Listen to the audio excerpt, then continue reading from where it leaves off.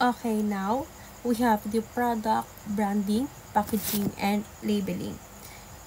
So, building the brand. So, brand, no? Brand, the fundamental character of a product. So, a brand is more than just a name or logo.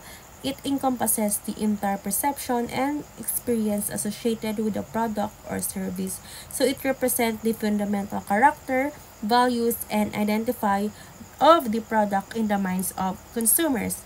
So, when we say brand, no, so this is what makes a product unique, no? So, it's not just um name or logo, no? It's the whole personality and reputation kang sang kaprodukto. So, for example, bala no, ang Coca-Cola isn't just a soda na bukat lang nata na soft drinks, no? It's a symbol of happiness and refreshment. So, imagine bala kung mag-idam ka kang Coke, no? Sa taigma, bala ko ang gabi init-init. Tapos, wow ka, no? So, very satisfying kung mag-inom ka Coke karamig-ramig, no? So, brand equity. Ibig sabihin, owning the brand.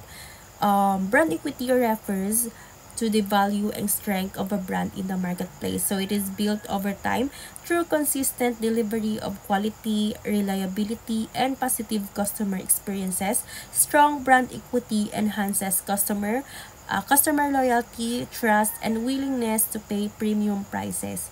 So brand equity, so this is the value and strength of a brand in the market. So, strong brand equity means customers trust and prefer your brand over others, no? So, mas ginapili ng imo nga brand, gina-prefer mo ng imo nga brand compare sa iba nga produkto, no? Like how people prefer Nike shoes for their quality and style. Okay? So, next is brand decision. So, brand identity, defining the brand's unique personality, values, and positioning in the market. Okay, so brand name and logo, choosing a memorable and a meaningful brand name and designing a distinctive logo that reflects the brand's identity, brand image, managing and shaping the perceptions and associations that consumers have with the brand through marketing communications, advertising, and brand experiences, extending the brand into the new product categories or market to leverage its existing equity and reach new customers, and consistently delivering on brands promises and values to maintain and strengthen brand loyalty and equity. So that is branding decisions. So these are branding decisions. These are choices companies make to shape their brand. So these include things like the brand's identity, ano ang ngaran kang ang name kang sa brand, or the logo, of course also the image, and even extending the brand into new products or markets. Okay, so that is building the brand, the brand equity, and the branding decisions. Now we have the packaging and labeling. So, packaging, this physical container or wrapper that holds the product. Packaging serves functional purposes such as protection, storage, and transportation, as well as marketing purposes such as attracting attention, communicating brand values, and influencing purchase decision. So, pag hinambal natin nga packaging and labeling, so this is the container or wrapper nga nag-hold ko kang product. So hindi lang ata na about protection, it also about attracting attention and communicating the brand's values. Okay, so think of example the Apple, of course, the Apple, so think of how Apple's sleek and minimalist packaging reflects the design of its products, So lang tawa bala kung may mga kung magbakal ka cellphone ka Apple, simple lang gid ang nga box, very minimalist lang gid kung paano nanda iputson ng anda nga product, wala tiraka nga design, Okay? So that is we call packaging. So next is labeling. So the information, symbols, or graphics printed on or attached to the packaging. Labels provide essential details about the product such as ingredients, nutritional information, usage instructions, safety warnings, and brand identity. So they also serve legal and regulatory purposes by complying with labeling requirements and standards. Okay, labeling. So when we say labeling, These are the stickers or informations printed on the packaging. So they tell you things like what's inside, no? Kung paano ra igamiton, and safety warnings, no? So ang example, no, the nutritional informations on food packaging helps consumers make informed choices. So makita mo ba kung sa bakal ka kasang ka-product kung nataway mo sa likod, makita mo kara kung ikaw bi health conscious mo, no, kung pirarang cholesterol ang may dyan sa product karian, no, pira ang sugar, etc. No, so we call labeling. Okay? So next is warranties and service agreements. Okay? So first we have the warranties. So guarantees provided by the seller or manufacturer regarding the quality, performance, or reliability of the product. Warranties offer assurance to customers and mitigate the risk of product failure or dissatisfaction. So these are promises from the seller or the manufacturer about the quality or performance of the product.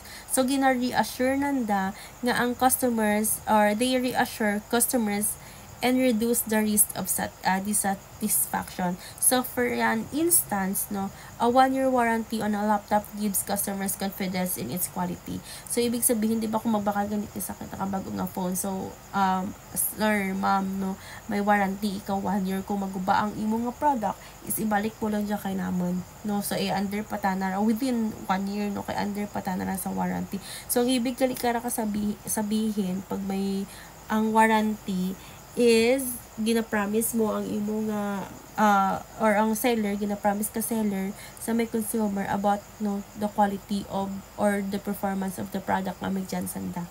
So next is the service agreements. So agreements that outline the terms and conditions of after sales service, support, or maintenance provided to customers. So service agreements help build customers' confidence by ensuring prompt resolution of issues, technical support, and ongoing assistance throughout the product lifestyle. So service agreements, so these outline the terms of after sales. So pag after sales is ang ibig sabihin kung nabakal mo na bala, so after sales services or support provided to customers. So gina-ensure nanda nga ang customers, the customers get help if they have issues with the product. So for example, is an extended service agreement for a car covers repairs and maintenance beyond the standard warranty period. So ibig sabihin, no, para sa example, kung ang service agreement sa may sarakyan ng nga covers ka i-repair pa nanda or maintenance pa nanda ang sarakyan mo even matapos yun ang warranty period. So ang tawag dyan kara is the service agreements. So effective branding, packaging, labeling, warranties, and service agreements are essential, ibig sabihin important, elements of marketing strategy that contribute to building strong brand identity, enhancing product appeal, and fostering customer trust and loyalty. So, okay. So, next is distribution strategy, delivering customer value. Okay. So, first, the need for marketing intermediaries. So, marketing intermediaries such as wholesalers, retailers, and agents plays a crucial role in the distribution process by bridging the gap between producers and consumers. So, they help facilitate the efficient flow of goods and services from manufacturers to end user by providing services such as transportation, storage, promotion, and risk bearing. Okay, so marketing intermediaries. So these are mga middlemen, no? These are middlemen like wholesalers, retailers, and agents who help get product from producers to consumers. So sanda ka lang provide ka mga services like mga storage, mga transportations, and promotions. So also a wholesaler buys products from manufacturers in bulk. So pag ginabay natin ng wholesalers, no, kumbaga bakal sa karaka and ginabaligya ng daraan sa mga retailers. So syempre ginaginansyahan ng nandara, no. So ginatawag sa nakaraan nga marketing intermediaries. Okay? So next is the okay, wait lang. We have the classification of marketing intermediaries and functions. So, wholesalers. So, na-mention natin yung kaya na sa marketing intermediary. So, now, sarasarahan natin na. So, wholesalers. So, ano sa nakaraan? So, intermediaries who buy products from manufacturers in bulk and sell them to retailers or other businesses. They typically offer services such as warehousing, bulk breaking, and financing.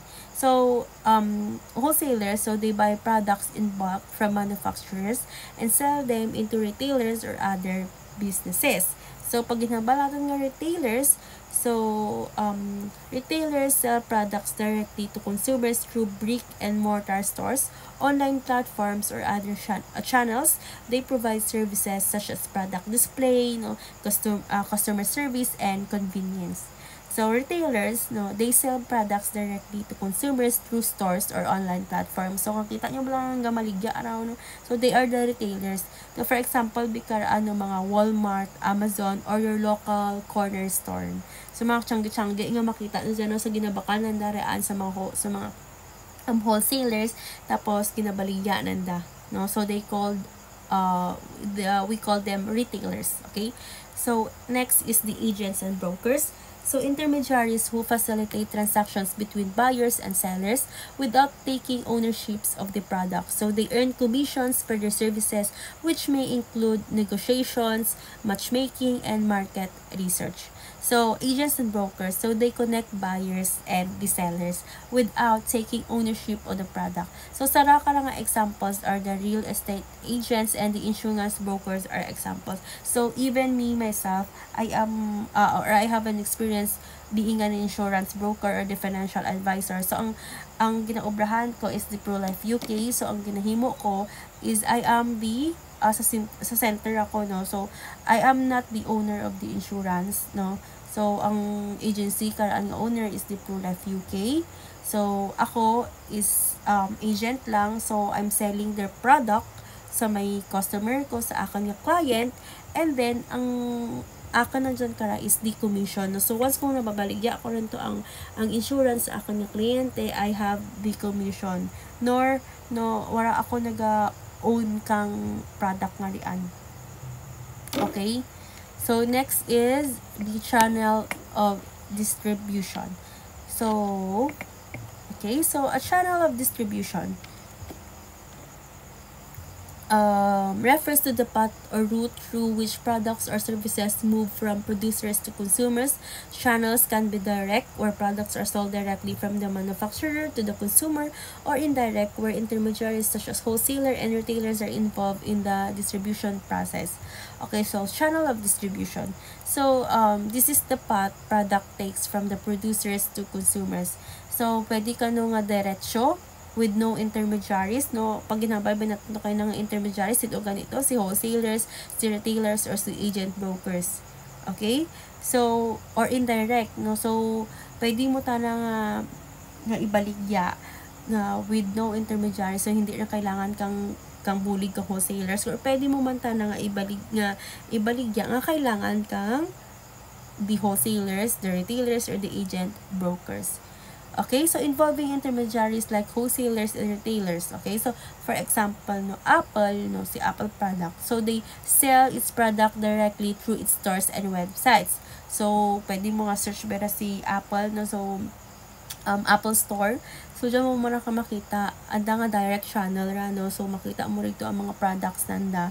And also, pwede ka man ka baka through authorized retailers or indirect channel patas ka mga Power Mac, no. So they are the indirect channel kang Apple, no. So tuko ra pwede ka bakal man ka mga cellphones mo or iPads, no. Okay, so next is managing channel and distributions. So, effective channel management involves selecting the right distribution channels, establishing relationships with intermediaries, and coordinating activities to ensure smooth flow in product and services. Okay? Managing channels of distributions. So, this involves choosing the right distribution channels, building relationships with intermediaries. So, diyan kaya silid ka no ang pagpili mo, ang sakto nga pagpili mo kung diin mo i-distribute ang imo or sino ang gusto mo nga ma-distribute ang imo nga product. Also, you have to build relationship with the intermediaries and coordinating activities to ensure nga ang product mo makalabot sa imo nga customers effectively. For an instant, a manufacturer may choose to sell high-end products through exclusive boutiques to maintain brand image. So, kumbaga, patas kung kabaligya, ti mo ka Gucci, no? So, hindi mo man na basta-basta nga matugulog, ti mo to sa mga witi-witi, no? So, para ma-maintain mo ang imo nga brand image, so, ibaligya mo man tana sa mga exclusive boutiques, no? Sa mga kilalaman nga boutiques, no? Okay? So, amo lang ginatawag na managing channel of distributions. So, next is wholesaling. So, wholesaling involves the sale of goods and services in large quantities to retailers, industrial, commercial, institutional, or other professional business users. So, wholesalers performs functions such as bulk, breaking, warehousing, transportations, financing, and risk-bearing to facilitate the distribution process. So, pag ginhambal natin ng wholesale no, or wholesaling, so ibig sabihin, this involves selling goods and services in large quantities, no? Pag hambal ng large quantities, no, mga, kumbaga, bulk man ba kumbaga, no? So, rake, no?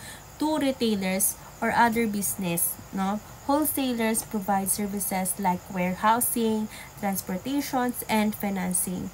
So, ang example nga, familiar mo sa Cisco, no? So, ang Cisco, they supplies foods products to restaurants. So, American, so, it's American, no? Sa ang anda ka nga purpose is baka sanda kang ang mga goods and services in large quantities, and then sanda ka ang ga-supply ka mga pagkaon sa restaurant. So, that is wholesaling. So, next is store and non-retailing. Okay, so store and non-retailing. So, store retailing muna, no? Involves selling products directly to consumers through physical retails outlets such as supermarkets, department stores, specialty shops, and convenience stores. Pag ginhambal man natin tanang, okay, so sa storytelling lang kita. So, pag hambal natin ng storytelling, so this involves selling products directly to consumers through physical retail outlets like mga supermarkets or specialty shops. So, parehas pala ka mga Walmart or Best Buy. No? So, dyan ang gadiretso ang nga product. Kahit maganda ko so, okay, sa Robinson Supermarket, no? So, kumbaga si si sardines to si 555. Okay, no? So, ginadiretso rin nanda, hindi rin kailangan kang intermediaries. So, ginadiretso rin nanda pa silid sa may supermarket. So, that is store retailing. Okay, so rin nanda rin mismo sa grocery store, no? Even mga ano man dyan nga brands, no? Si Lucky Me, no? Okay, so next is non-store retailing. So, involves selling products to consumers through channels other than traditional brick-and-mortar stores, such as online retailing, direct selling, catalog sales, telemarketing, vending machines, and mobile commerce. So, non-store retailing, ibig sabihin, this involves selling products without traditional stores. So, pwede ko kabakal sa online, no, like online retailing sa mga Amazon, Shopee, no, direct selling, patas kang Avon, and telemarketing, patas kang mga QVC. So, okay, so these strategies ensure, no,